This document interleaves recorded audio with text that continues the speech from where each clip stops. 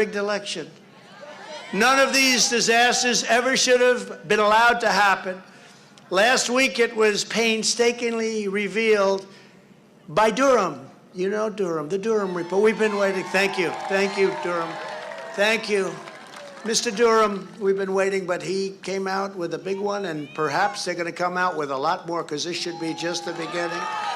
The Durham investigators at the Russia hoax was indeed a total scam made up by crooked Hillary Clinton and the Democrats. How would you like to have her as your wife?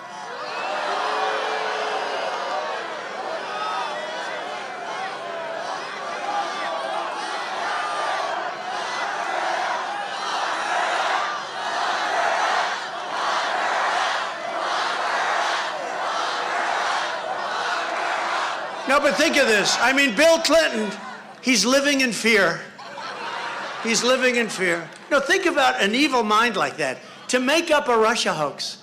You know, I'll tell you a quick little story. Should I, or should I just go through it?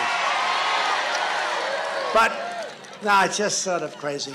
I kept hearing the word, like, Russia, because during my campaign, before you heard about the so-called Russia hoax, people would come up with me and they'd say, sir, my campaign people, sir, do you ever hear anything about Russia? And I said, no, not really. I mean, Russia is Russia, right? They're ripping us off just like every other country in the world. Now, by the way, they're really ripping us because of what they've done with energy. They're making a fortune because of it. I ended the pipeline and he approved it, but he knocked out the Keystone, didn't he, huh? But they'd say, sir, an innocent, young, great people, they love our country. Sir, another one coming up a couple of months later. Sir, did you ever hear anything? Do you know anything about Russia? No. Then a third one comes up a month later. Sir, do you have anything to do with Russia? No. After about 4 or 5 times, you know the way it is, I said, what the hell is going on with Russia? And that's what's going on with Russia. They made up a hoax, and we had to live with it for 3 years. What kind of a sick, perverted mind does that? And it was the lawyer and Hillary Clinton and the Democrats, they made it up. It was a hoax. And now they're doing it again with the January 6th. Okay, they're doing it again. They're doing it again. We went through 3 years of hell battling this fake charge that was only allowed to happen because the media was complicit, as they always are for the Democrats. And it was totally criminal what took place. And I think you'll be seeing a lot of things about it. But this, in other words, it is officially now a hoax. Most of you knew that from the beginning. And you'd see this guy, Shifty Schiff, Shifty Schiff. President Trump is a paid worker for Russia. I said, what the hell do I have to do with Russia? Shifty Schiff, and now he's doing it again. The same guy, the same face, that same watermelon-shaped face. You know, he wanted to be a part of the administration. They didn't want to put him in. I give my credit to Biden on that one. He's very, very disappointed about that. But the same guy that would get up at a microphone and say, President Trump's son is involved with Russia. I'd call, Don, do you have anything to do with Russia? He didn't know what the hell I was talking about. He thought I was crazy. Eric! And these are good kids. They work their asses off for the country, I want to tell you. What a shame. For 3 years we went through it, and now it's revealed that it was a total hoax. We knew it anyway, but now it's official. They said it's criminal. And it was paid for by the Democrats and paid for by Hillary Clinton and some others. The big Steele dossier, remember Steele? That was written, turned out to be a total fake document. They made up all the stories, thank goodness, because there were a couple in there that I didn't like. And the lawyers for the Democrat Party, Michael Sussman, he was just fired. And he was just fired and arrested for what he did. And you have another one, Mark Elias. He's no longer with Perkins Coie, which is the big law firm that the Democrats, I guess they probably got him the hell out of there because it was getting too hot. It's a disgrace. And let me tell you something. Just like they tried on the 2016 election with a totally fabricated con job, What they did in 2020 was far worse, and much more sophisticated, more highly sophisticated. They worked on this for 4 years, and we were given a few weeks to find out what they did. We knew it was fake. We knew what they were doing, but we were given a very small part of time.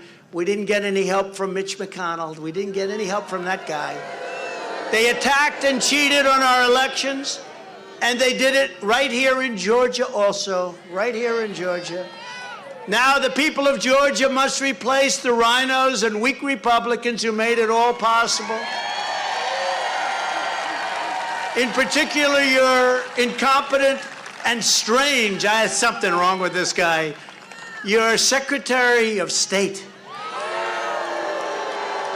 Raffensperger. I'm telling you, I think there's something wrong with him. And we give him so much. Could you look at this? Could you look at that? Election integrity, could you? And sometimes, yes, I'm going to look at it. Nothing ever happens. Raffensperger, something really strange with him.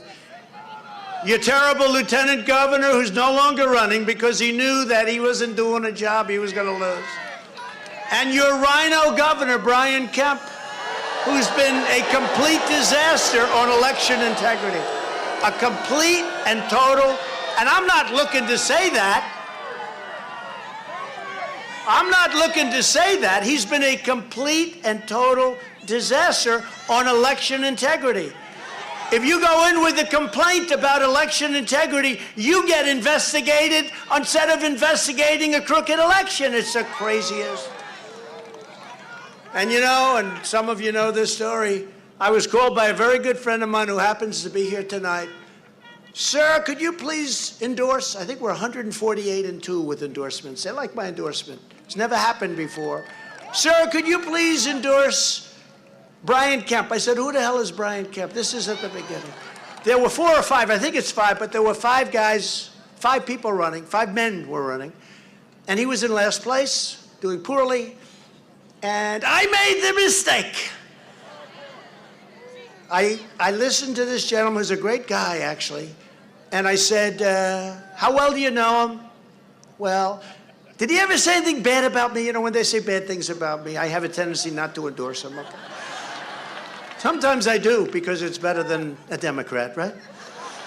But I said, did he ever say anything bad? We checked, and it was nothing bad. You know, he hadn't been too deep into politics, I guess. Otherwise, he probably would have. But he didn't say anything bad. I said, you know what, I'll endorse him. I endorsed Brian Kemp. The primary was like immediately following the endorsement, immediately. And he won. He ends up going from last place, or just about last place, to winning in a landslide. Then I had to get him past good old Stacey. I had to get her past Stacey. He got her. He said, sir, and we had, I guess, 2 rallies. One had 52,000 people. One had 49,000 people. The big monster rallies at the airport because no arena could hold the people. And they weren't there for him. They were there for me. And Stacey Abrams, who still has not conceded, and that's okay. Stacey, would you like to take his place? It's okay with me. She still has not conceded. But we had... But we had, just so you understand, we had the most incredible rallies, And I said, Brian, you're going to win. Oh, I don't think so. No, you're going to win, I'm telling you. And he ended up winning by like 2 points, right? And then when I called him about election integrity, it's like, I'm sorry, sir, I can't do that. I said, no. Yeah, actually, it was very interesting. I called my people. I say, you know, we got to find out what happened with this election because there's something wrong with this election, as you obviously know, and has been covered by, other than the fake news, has been covered pretty good. But if these guys would come back, young guys, sir, we spoke to Governor Kemp. Sir, he will not do anything on election integrity. I said, no, you can't. Don't just call him again. No, I mean, maybe he never got the message. They come back the next day, sir, Governor Kemp won't do anything on election integrity. Remember, we wanted to call a special election so that we could go, Marjorie, so we could go into election integrity. What is wrong with that? And he said, no, we won't. And I think the governor is the only one that can call it, right? And he wouldn't do it. He wouldn't do it. So when these guys, they're young and nice guys, they came back, they said, he won't do it, sir. I said, let me handle it. This is easy. You know, I got this guy elected. One thing has nothing to do with the other. One thing has nothing, there's no quid pro quo. You remember that word from the fake Ukraine deal? The fake Ukraine, we had Russia, Russia, Russia, Ukraine, Ukraine, Ukraine. They were both